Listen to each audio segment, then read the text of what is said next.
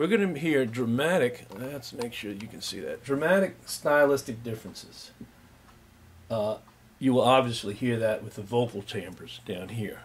Timbre is, if you remember correctly, timbre is the characteristic quality of sound.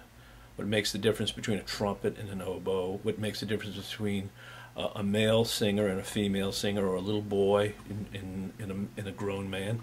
So the timbres of the vocal, especially in the first example, where you'll hear them imitating almost animal cries. New instruments, well, new instruments would be rattles, bells, drums. Even though we've heard plenty of drums, the drums takes a different role in a sense. It does keep the beat, but it also accentuates the text. But we were saying the functional context. These Native Americans found this music to be not so much entertainment, but the context is more almost religious, spiritual, to appeal to the great, what's the word they use for it, the great spirit, Mother Nature. This has been true throughout history for all cultures, appealing to forces of nature to smile upon them and to be good to them. This music is about as close to the early prehistoric music that we'll never be able to hear, but we can only surmise. If we put on our ethnomusicologist cap, and I become Professor M, and I start to think about Indian music in a different way. I start to think about Indian music as a primal source of power, magic, communal ritual, communal unity and function. So anyway, this cap will be my ethnomusicologist cap, and I'll wear it occasionally so that we can kind of look at music differently. So let's go on and listen to the rabbit dance first. And I want you to hear the beginning. Both the examples that we listen to will start out with drums.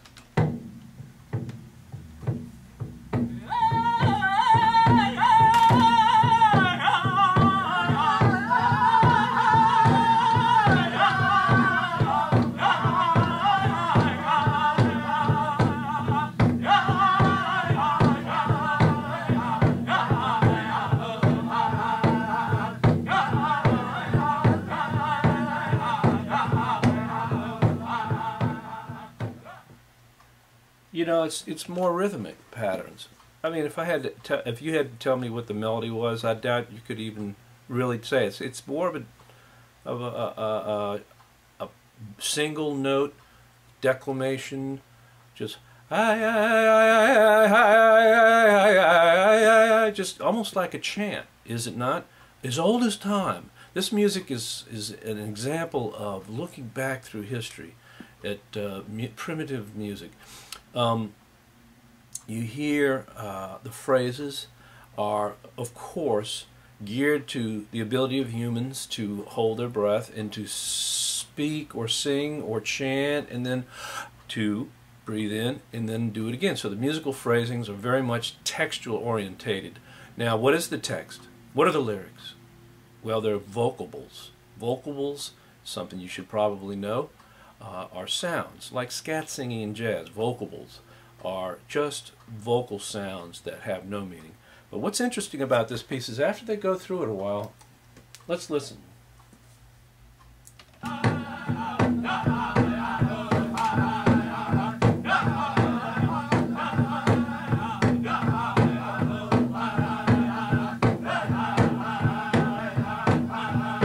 Almost like 4-beat rhythms. Ah, listen.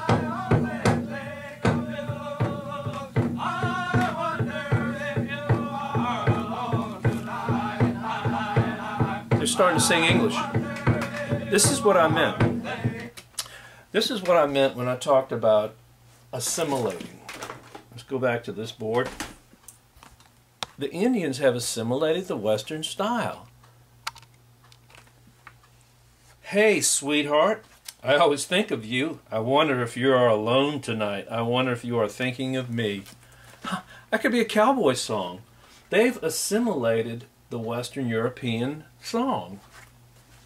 Where did they hear it? Who knows? Do they know what it means? Probably not. They, of course, at first probably didn't. Later on, maybe they understood the words, but they liked it. It appealed to them, and they incorporated it into this song, the rabbit dance. And, of course, actually I said the butterfly dance earlier. The butterfly was in the other, yeah, that's the other example. The corn, I said the corn. The corn dance was in another text. I apologize. This is the rabbit dance. So, anyway, to get back to what I was saying, that's very interesting. Hey. Then they go back to the vocables. Okay, enough of that song. Let's go on to the next one and listen to it. Sounds the same. Starts the same. But listen to the vocal range. It's a lower range. If you look in your listening guide, you'll see instruments introduce the song, the rattles, bells. Probably dressed up, war paint or paint. I don't know if it's war paint or not. It starts in the low register and then slightly higher register. Now you'll hear a very limited melodic range. The melodic range will be 2 notes, C, E flat, and you know every Indian was thinking, hey Joe, you're not singing a C or an E flat. Absolutely not. They were just singing in the lower range of their male voices. And they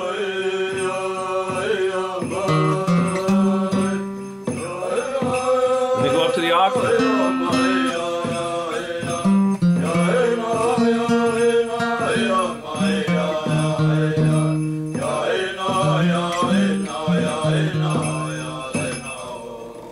So this is definitely more melodic. This is melodic. Well, let me keep my guitar. Just I want to show you the scale that they're using. The scale is called the pentatonic scale, and it sounds like this. This is Do. It's the tonic. Do, and then we skip Re. We go right to a minor Mi. Do, Re, Mi. This minor is called Me. Do, Me, Fa, So, Do. And then a flat T, which is Te. Do, Te, So, Fa, Me, Do. Te, Do. So it's very, very, much more melodic. And is it more musical? I hesitate to say that. Because, again, what is music? Music can be many different things. So I will just say that it is more melodic in that it uses tones. And the tones come from the pentatonic scale, which is a gap scale, and it's used by, well, it's used by blues singers. It's also used in rock and roll a lot. It's used in Appalachia. It's one of the most universal scales around, depending on how you use it. So, let's listen a little bit more. Let's listen to the vocalists as they move through the scale. Some pauses. Lots of repetition.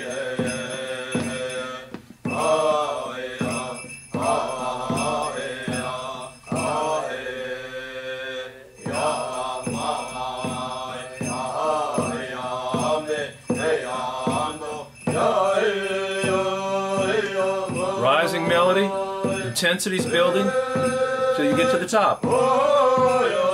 Coming down. What I find is very interesting also is how the drums is not keeping a beat. You could think of it as keeping the dancers in step. The drums is moving with the dancers. The drums and the vocals are all moving with the dance step. If you can visualize them moving hunched over and moving with the bells attached to their ankles and their wrists or arms and in their costumes, music needs to be visualized. You need to see it in the context that it is. And this is very, very ceremonial, very important moment before they go out to fight. They're summoning the spirit of the butterfly, and it gets into their psyche. How does the butterfly move? How does the butterfly function? And they're summoning that spirit as they incantate this music.